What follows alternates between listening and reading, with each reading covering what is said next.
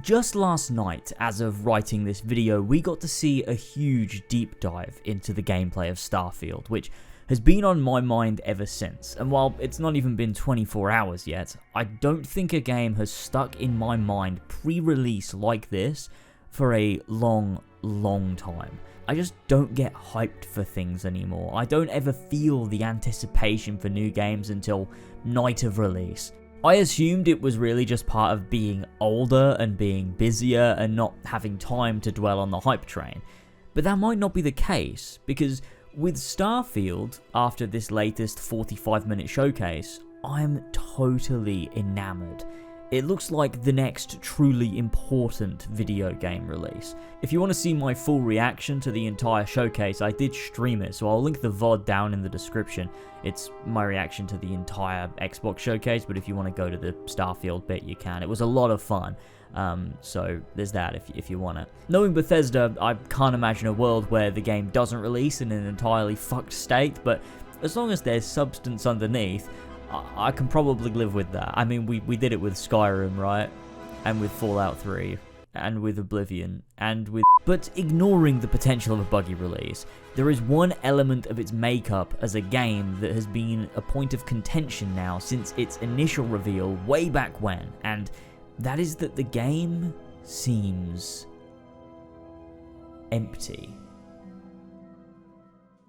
And look, negative space is something frequently used in open world games, whether that's the fields you ride across in The Witcher 3 or just the tundra outside of Whiterun in Skyrim. There will always be empty space in open worlds, mainly because that's how you build a believable world. Not everything can be content everywhere all the time. You need transitional areas you move through to get from activity to activity. But in something like Starfield, it's punched up a notch because the game's centrality is emptiness. I understand why people would be wary. 1,000 planets is a lot of planets. I understand why people feel this might not work, and you're right to be skeptical. I'd never want to dismiss skepticism and tell you you're wrong for not being sure about a AAA game delivering on its merits. That's a valid position. In fact, in a lot of ways, I think the game almost looks too good to be true. I'm gonna need to have this shit proved to me when it releases. But I also want to provide an alternate perspective, because I think there is more to the design and makeup of Starfield and how emptiness isn't a byproduct of its setting or an oversight. It's actually a central feature.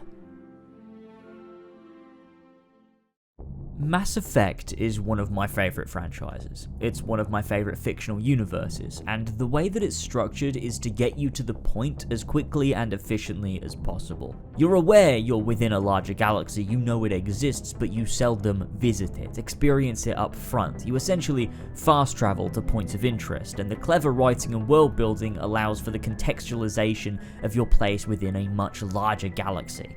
They are wonderful games. But there's one element of the very first Mass Effect that I always feel is of great importance to the feeling of world building that Mass Effect 2 and 3 don't quite manage to mirror, and that's the existence of explorable, uncharted worlds. In Mass Effect 1, you can find these planets which are yet to be explored or colonized, and you can land on them.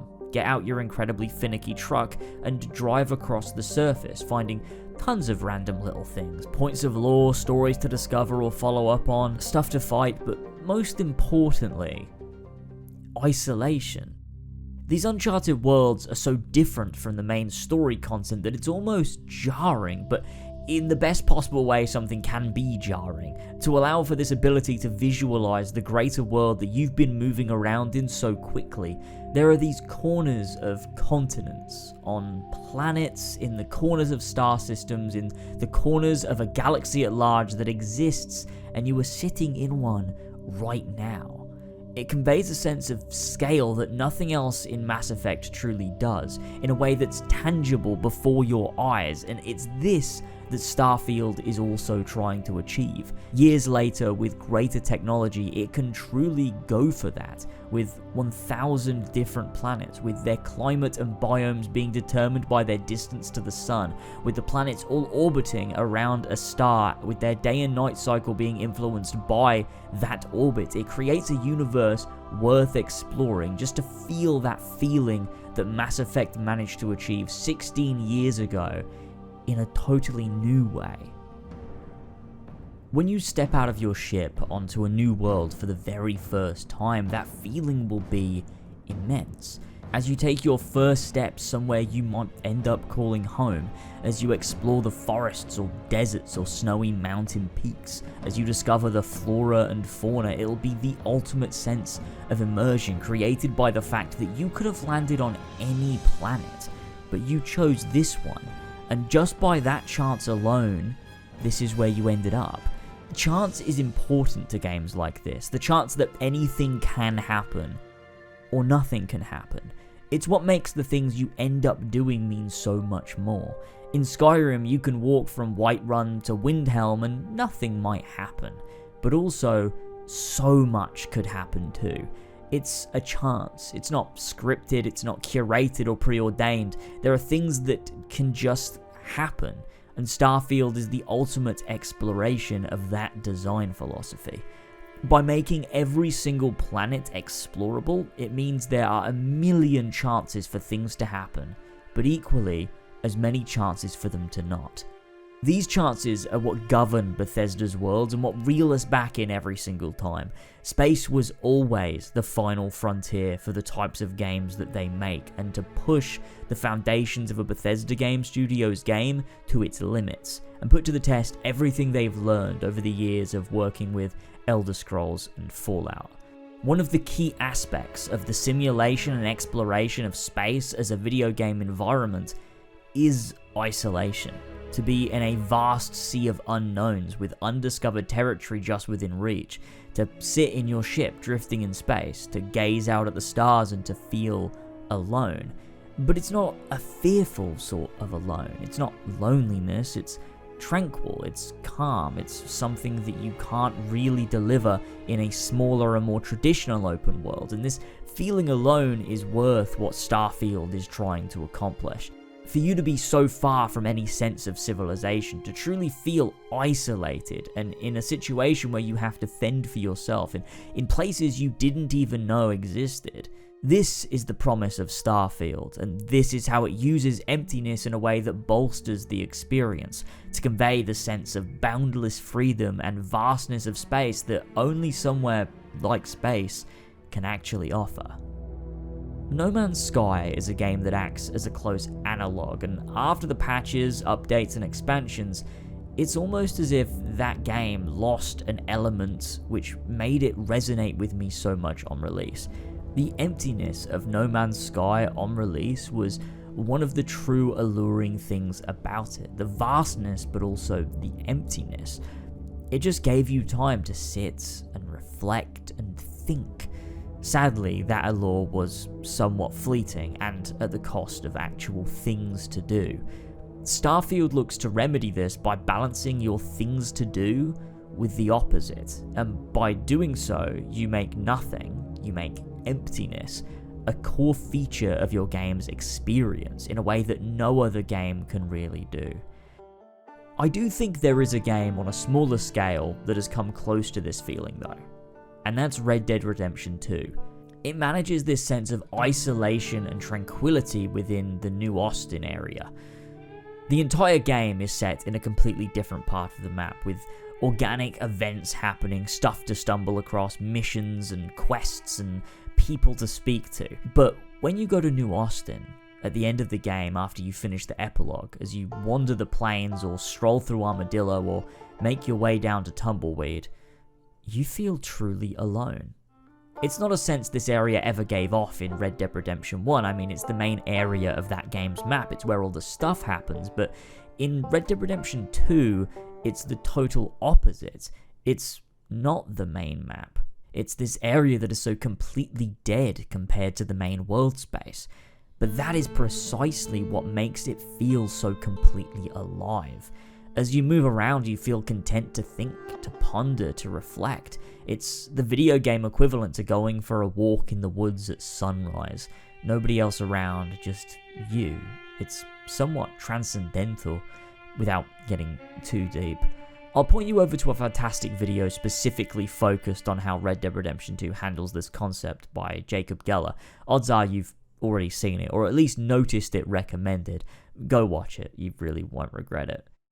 Starfield isn't just a game about isolation though, it's just an aspect of its emptiness that I feel is deeply valuable in a game of this nature.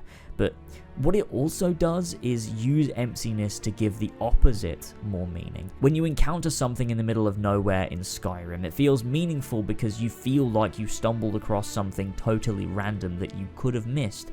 And I love that feeling. But how does that feeling sweeten when placed in a world the size of Starfield's? Well, I can't be sure, but what I'm hoping is that the meaning increases tenfold.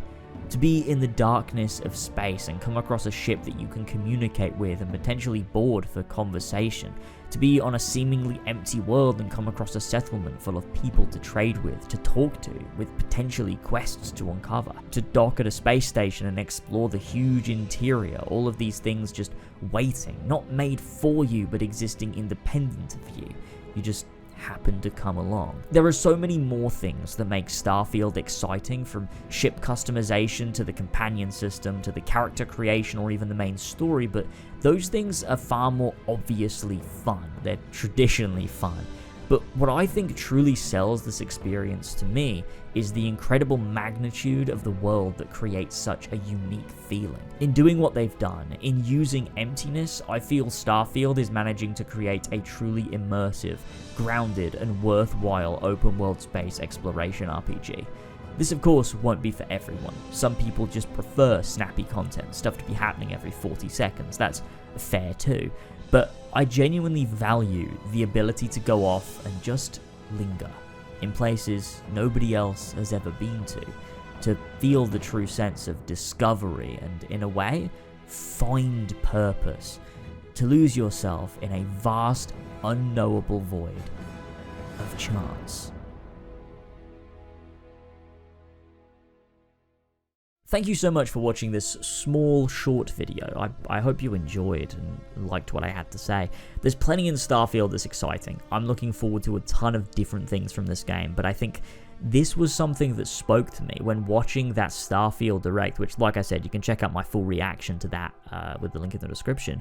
It hit me in a way where I just thought, wow, this is very unique, very different in the way that they're balancing content and lack of content is in itself content. Like, in itself, it creates an experience that is probably only measured up to by something like the way Red Dead Redemption 2 handles New Austin. It's very interesting, and I'm wondering whether it's going to hold up, 50 hours in, for example. When I go to an uncharted planet, am I still going to feel that sense of discovery, that sense of the unknown, or is it going to become old? I really hope not. I really hope it continues to feel strong even that far into the game. Even if it's in a slightly different sense. Who knows? I know I don't often make these smaller essays and these smaller videos these days. I'm usually focusing on the large ones. But I really did just want to talk about this. I'm not sure what type of videos I'll make when Starfield comes out. Obviously, it's difficult to compete with all of the early reviews. When you make the content that I do and when you don't get provided with a code, so early that you're able to work on something like that. So whether I make a full video on Starfield is yet to be seen. Although I did really like working on my Skyrim video for the 10-year anniversary of that, which is now demonetized. So that's really sad. But let me know your thoughts on Starfield. Let me know if this video opened you up to a new perspective, or whether I just, talked to something that you already sort of felt. I like talking about these specific things in games, because there's a lot of things that I think are very meaningful, and it was one of the things that I really enjoyed talking about in my retrospective for the first Assassin's Creed, is talking about things that, maybe people don't appreciate a great deal, or things that are contentious that I think actually has a lot of deeper meaning to it, and, reasoning behind the design. And this was just kind of like a fun little script to write, I think. Maybe I'll try to do some more of this. It depends. I don't really know. Smaller videos on my channel don't tend to perform super well. It's usually the big videos that have more of a chance of, you know, doing bits and performing well and having people see it. But this is stuff I enjoy too, so I'm sure I'll do some of it here and there. Anyway, I got plenty of stuff in the works, plenty of stuff coming. I am working on, obviously this year, a Red Dead Redemption 2 retrospective, so I'm sure I'll delve more into that, the feeling that I talked about in this video that Red Dead 2 can give you, and, you know, every other aspect of it. That's going to be a really, really fun video, along with, of course, GTA 5, Spider-Man, and some other bits here and there. Anyway, thank you all so much. Thank you to my patrons. I really appreciate you continuing to support me. I love you. I think you're bloody wonderful. You're marvelous. Thank you so much. To anyone that's new to Patreon, thank you so much for hopping over to Patreon. I really appreciate you. If you're watching this on Patreon, I love you. Bloody fantastic. And thank you very much to my Patreon producers and Master Assassins. Cabbage, Ethan, Arenathon, Carl Frederick Wibro, Conocido Sam. Wait, dude's not paying my water bill anymore. What the hell, man? Damien the Not So Orange Gnome, Flash Paradox, and TJ. And with that, I'll see you in the next one, folks. Have a good one, and I'll see you all soon. Bye-bye.